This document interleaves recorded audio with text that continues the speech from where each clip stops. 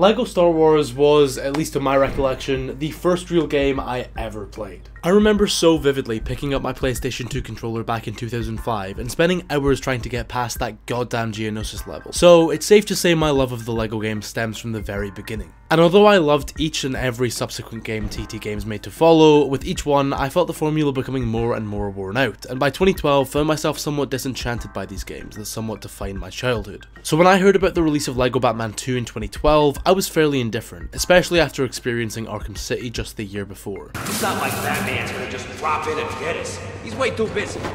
We'll see. It's the freaking best! But from the moment the game released in June of that year, it was clear that the LEGO games were far from dying out. In fact, it looked like they were about to put out their best content yet. The first thing by far that stood out to me when I opened this new journey of the Caped Crusader, other than the sudden voice cast, which we will talk about later, was the sprawling open world of Gotham City, grander than any of the like we'd seen in previous games. Whilst yes, the LEGO games had their hubs, and LEGO Harry Potter built itself into having a fully explorable Hogwarts, those distinctly separate areas couldn't compare to the near seamless full city that LEGO Batman 2 brought to the table, in a world before Marvel superheroes Manhattan. This world is a completionist dream, with the exploration possibilities making up nearly half of the total content in the game. However, that is by no means me saying that the classic linear levels of Batman 2 disappoint. Thanks to the massive new characters expanding this LEGO DC universe, the variety and replayability of each of these levels increases tenfold. And if you're like me, replayability is the single most important aspect of any LEGO Star Wars level. No longer can you fully complete the game by relying entirely on the Caped Crusader's suits and technology, needing to utilize the flight of Superman, the building abilities of Green Lantern, and plenty of other unique character traits if you want to get the full experience of this game. Speaking of the rest of the characters, this is where we come to a slight hitch in what thus far is a near perfect LEGO game. The story of this game, or more specifically, TT Games' decision to include fully voiced characters. What a thrill to finally see myself on the big screen! Look at that face! It's like, what's he gonna say?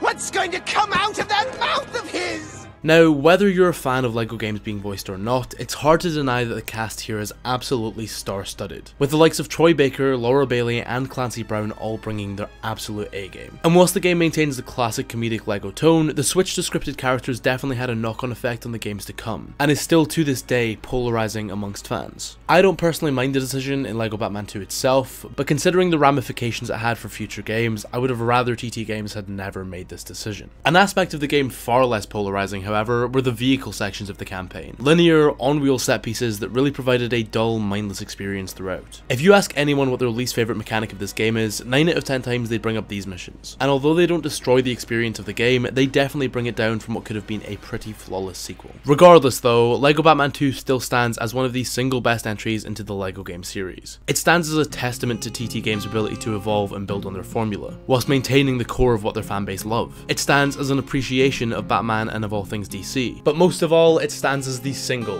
one and only, good Superman game ever made. And for that reason alone, it will always have a special place in my heart. So, let me know what you think about LEGO Batman 2 in the comments down below. And before we go, I just want to give a massive thank you to Zaniverse. He has collaborated an Avengers level crossover event in this video. He's gotten content creators from across the span of YouTube to make videos on every single one of the LEGO games. So I just want to thank him for letting me be part of this project, and I also want to let you guys know that you need to go over to his channel right now and show him some love. If you enjoyed, make sure to hit like, and if you're new here and want to see more content like this, make sure to subscribe with post notifications turned on. And with that being said, go to Zaniverse's channel right now, the link is in the description, go watch the video. I've been Joe, aka Found a Scarab, and I will see you in the next one.